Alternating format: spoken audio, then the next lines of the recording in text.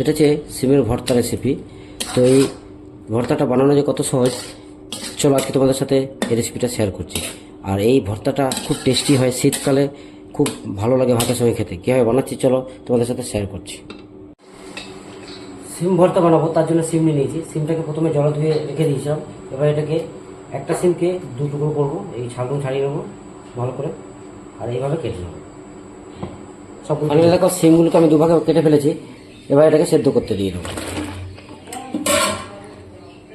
এই যে এতে আমি সেদ্ধ করতে দিয়ে দিই। ফাইনালি সিমটা সেদ্ধ হয়ে গেছে।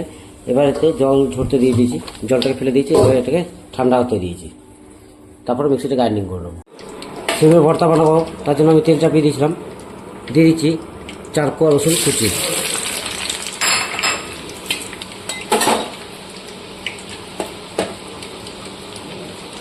দিয়ে দিচ্ছি পেঁয়াজ কুচি আর কাঁচা লঙ্কা কুচি।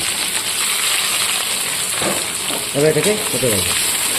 অল্প একটু স্বাদ অনুসারে লবণ অ্যাড করে দিচ্ছি এর মধ্যে, সিমের পরিমাণ দেখে। এবার এটাকে কেটে দেবো। তার সাথে টমেটো কুচি।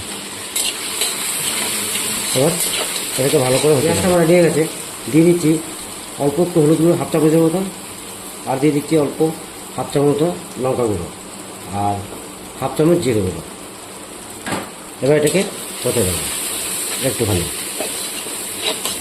ফাইনালি আমি অ্যাড করে দিচ্ছি সিম বাটাটা, এর মধ্যে অ্যাড করে দিচ্ছি। এবার এটাকে কষে দিই। সিম ভর্তা আমার প্রপার রেডি হয়ে গেছে। নামানোর আগে ধনেপাতা কুচি দিয়ে দিচ্ছি। বাস, এবার এটাকে নামিয়ে নেব।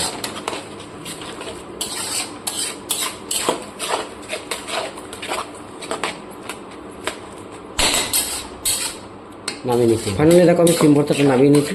এবার এটাকে সার্ভ করা যাবে। চলো, থ্যাংক ইউ।